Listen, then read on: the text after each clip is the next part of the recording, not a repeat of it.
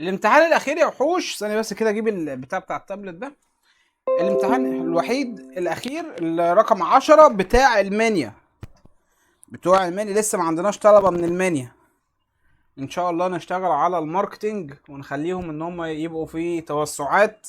طبعا احنا عندنا اساتذة افاضل في المنيا، زي ما عندنا اساتذة افاضل في كل المحافظات وقايمين بالواجب والزيادة. لكن تعالوا نحل امتحان صملوط محافظة المنيا، ونشوف اخواتنا في الصعيد جالهم الامتحان عامل ازاي.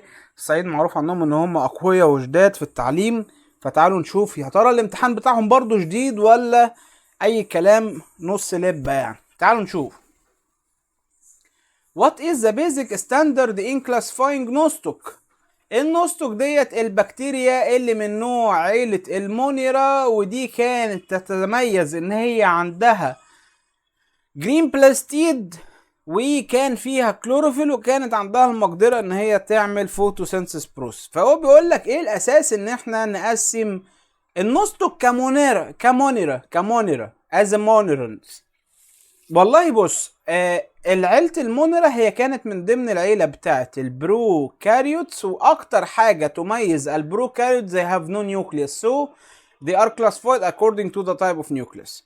بيقول لك if a pure bald male، عندك واحد اصلع بيور، يعني بي بوزيتيف pure appear among the children، العيال يعني في وسط العيال طلع لك المنظر ده، then it is certain that، يعني من المحدد ان mother suffer from hair falling، الام عندها مشكلة في الصلع، ده كده كده يعني من غير اي كلام. The father's hair is normal، ابوه عنده normal. شوف اذا خد دي من بابا يبقى ياخد دي من ماما، فالاجابه الاولانيه تنفع لنا، التانيه لا. التالته the father suffer from baldness، دي صح. طب ثانيه واحده بقى، كلمه بيور bald male، بيور bald male معناها ايه؟ اصلع تماما، يبقى بي بوزيتيف، يبقى الاولانيه صح والتانيه صح. شوف، جين الصلع في الاغلب بيجي من الام ولا بيجي من الاب؟ هو قال لك ان هو بيتوارث 6 انفلونسد وخلاص، لكن بيتاثر بالتستوستيرون، والتستوستيرون يبقى جاي من الاب، يبقى خلينا تبع ناحيه الاب، يبقى الصلع بيجي من الاب. اوكي، سؤال حلو وفيه تفكير. السؤال رقم 3 بيقول لك study the following diagram، ادرس الشكل اللي قدام منك that represent some جميت، بعض الجميت then answer which of the following cells produce Klinefelter syndrome. اولا الكلاين فلتر سيندروم كان عنده اكس اكس، يبقى هو 22 بلس اكس اكس هيمسك مع 22 بلس واي، يبقى هيطلع لك A ودي A ودي A ودي دي اند A، يبقى الاجابه الاولانيه. سؤال يبان في الاول ان هو ياخد، لكن هو عكس لك، بدل ما يكتب 22 بلس اكس اكس اوفم كتبها لك اكس اكس بلس 22 يا ابن اللعيبه. قال يعني كده انت عملت سحر في الامتحان؟ ولا سحر ولا حاجه، جابها لك يمين شمال شمال يمين، ما هي ايه يا بني ادم. وده اكبر دليل يعني ان هنا يبيز يعني بين الطالب اللي بيفهم والطالب اللي ما بيفهمش. السؤال رقم 4 بيقول لك ايه؟ معلش بس يا ولاد كنت بشرب بقى ميه. if you know، لو انت عارف that the nucleus of a plant ovule contain 15 كروموزوم، اذا كنت عارف ان الاوفيول فيها 15، تمام، how many somatic كروموزوم؟ السؤال المشهور 15 في الاوفول، يعني معنى كده ان هي 14 بلس 1، تمام، انا اسف 14 بلس 1، يبقى معنى كده ان ضعفها هتبقى 28 بلس 2، يبقى معنى كده بيسأل على الاوتوزومز، لان هو بيسأل على السوماتيك كروموزوم، يبقى نمبر في كروموزوم 28. لحد دلوقتي يا منيا امتحانك سهل، لكن بيقولوا عليكم ان انتم امتحاناتكم بتبقى صعبة. انا شايف ان لحد دلوقتي الامتحان بتاعكم جميل. Which taxonomic level has the higher degree of similarity among the living organism؟ مين من دول عندهم مدى higher degree of similarity اشبه بكتير جدا من بعضه؟ يعني ايه الكلام دوت؟ مش فاهم منك حاجه.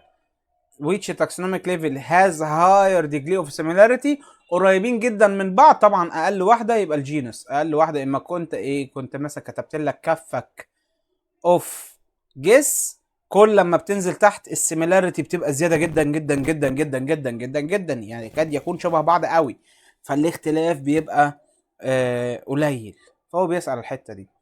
السؤال رقم 6 بيسألك ايه يا معلم؟ study the opposite figures and answer. figure B is different from figure A. B الأميبا،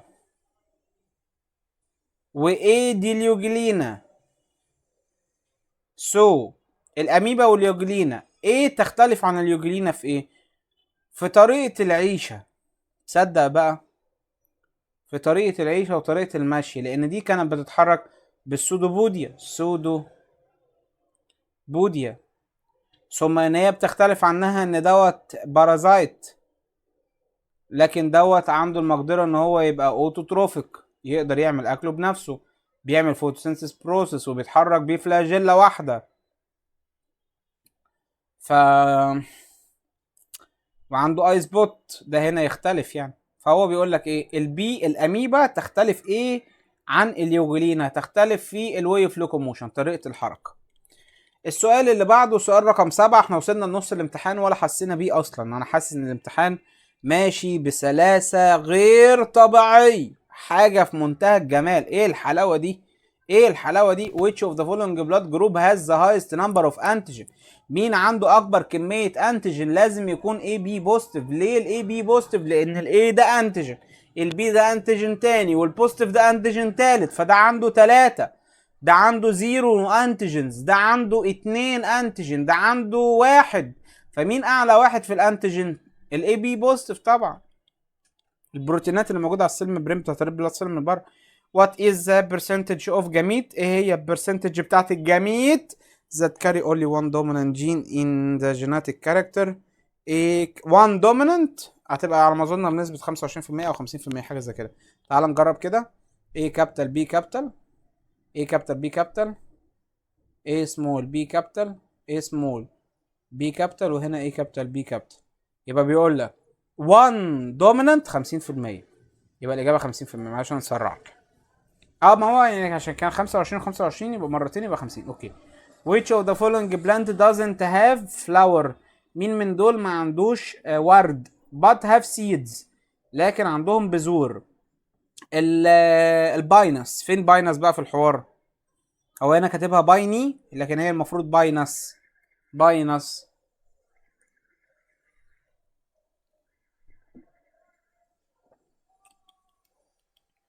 when crossing two flower bee plant whose genotype A capital A small B capital B capital A capital A capital B capital B small the percentage of resulting individual is. طيب من الاول نطلع الجميت A capital B capital، وهنكرر تاني مش هنكتبها. A capital A small B capital A capital B capital A capital B small، يبقى 2 في 2 ب4. هيطلع لك في كام واحده بقى؟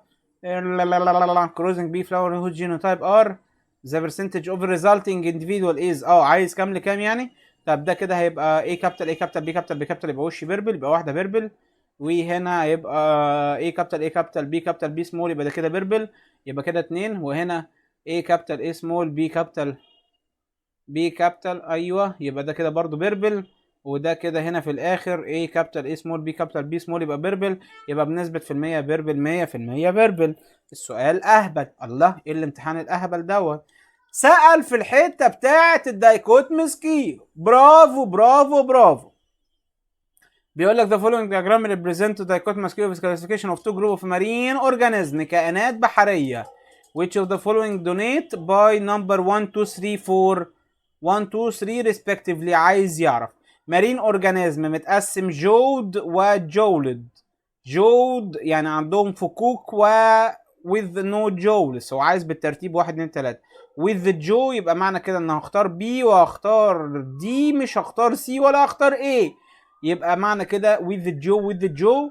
طيب اتقسم سكيلتون و ايه ده؟ سكيلتون وكارتلاجنس، يبقى بمعنى كده بالاخر كده اختار الاجابه بي، وانا مغمض نفسي وانا مغمض عيني اختار دي. طب نتاكد ان هو بريث باي سكين. برافو عليك يا مستر بريث باي سكيل.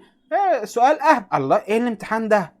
ايه الامتحان ده؟ امال كانوا بيخوفونا زمان ليه في امتحانات الاعداديه من المنيا؟ يقول لك المنيا من اتقل الامتحانات. ايه الامتحان السهل ده؟ which of the following chromosome are smaller in size in the ادينا 10 دقايق in karyotype of human sperm.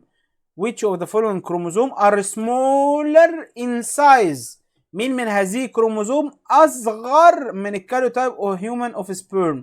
يعني عايز ايه؟ which of the following chromosome are smaller انت بتضحك. are smaller in size. ليه شلت الشاحن يا عم انت؟ انا مش شايف حاجه. خلاص سيبه خلاص. اقول لك انت هتخش تعمل لنا قلق. اقعد بقى. which of the following chromosome are smaller in size. اصغر واحد رقم 23 ده عندك. يبقى احنا اخترنا 23 لان هو فعلا في الاحكام بناء على حجم الكروموزوم هو اصغر حجم كروموزوم. سؤال رقم 13 بيقول لك when a hemophilic man. انا اسف، تعالى تاني حبيبي يلا. when a hemophilic man لما يكون عندك شخص عنده هيموفيليا ويتجوز healthy woman يبقى اكس اتش سمول و هيتجوز healthy woman يعني احتمال تكون اكس اتش كابيتال اكس اتش كابيتال او اكس اتش كابيتال اكس اتش سمول على حسب، لكن هو في الاغلب لما بيكون عايز كلمة healthy بيختار الاولانية. تعال نشوف بس يمكن يكون السؤال دوت حاطط لك فيه خدعة ولا حاجة. بيقول لك they have daughter. البنت جالها هيموفيليا. ما دام البنت اللي هي هتبقى اكس اكس عندها هيموفيليا باكس اتش سمول اكس اتش سمول يبقى للاسف غصب عني هختار الاختيار التاني، لان اكس واحده بتيجي من الام واكس بتيجي من مفيش واكس بتيجي من الاب واكس بتيجي من الاب، فبالتالي هتكون اكس اكس هتبقى كارير والوالد هو اللي هيكون مصاب، فالاجابه هتبقى سي. السؤال رقم 14 بيقول لك fungi are similar to plants. الاتنين بيبقوا شبه بعض في كل الآتي ما عدا النيوكليوس. الاتنين عندهم نيوكليوس. الموفمنت الاتنين ما بيتحركوش. السيل وول لا، لان الفنجاي ممكن يكون عندها مادة اسمها ليجنين ودي زيادة مش موجودة في النباتات. لا موجودة في النباتات يا مستر.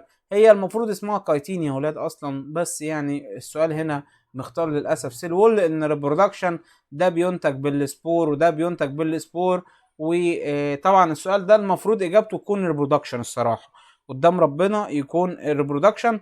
يا مستر طب اختار ايه؟ لا بص اقول لك على حاجه، اختارها ريبرودكشن، لان حتى ماده الليجنين اللي هو كتاب الوزاره قال عليها السؤال ده يا وزاره غلط، يا وزير التربيه والتعليم السؤال دوت غلط. الله يخليكوا راجعوا الاسئله وراجعوا المنهج، بلاش الاخطاء العلميه اللي موجوده. انا بقولها بقى على صوتي، بلاش الاخطاء العلميه اللي موجوده. اكتر من خطأ موجود في منهج سنة اولى وتانية وتالتة ثانوي، بنصرخ من كتر الاسئلة اللي بتنزل على الحاجات دي والطلبة ما بتاخدش حقها في الدرجات في الاخر. ارجوكوا ناخد بالنا من المعلومات، لان هو المفروض كايتين مكتوب في المنهج للجنين والمادة الليجنين موجودة في النباتات، فالاجابة هنا للريبرودكشن، لان اذا كان السبور هي الطريقة اللي بيتكاثر بيها الفنجاي فالنباتات مش كلهم بيتكاثروا بالسبور، في منهم سيكشوال. ما تخافش لو جاتلك في الامتحان اعملها باي ريبرودكشن وساعتها هتاخد درجتك، ولو ما خدتهاش يبقى انت اتعلمت صح يا ابني، ما يهمكش اي حاجة. What is the percentage of healthy children؟ ما هو النسبة بتاعت العيال الأصحاء من الداون سيندروم إذا اتجوز؟ شوف يا ابني الداون سيندروم إذا اتجوز بنت طبيعية فالنتيجة هتبقى 50-50.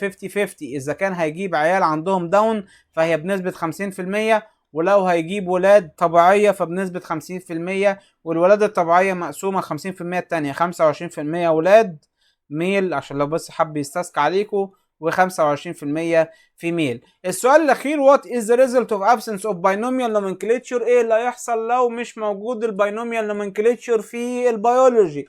تعال افكرك اصلا ايه هي الباينوميال nomenclature. احنا بنجيب الجينس بنكتبه الكلمة الاولانية والسبيش بنكتبها الكلمة التانية وبنحط تحت منها خط وبنكتبها باللاتيني زي ما عندنا في المنهج كلمة اسمها فيلس دوميستيكس.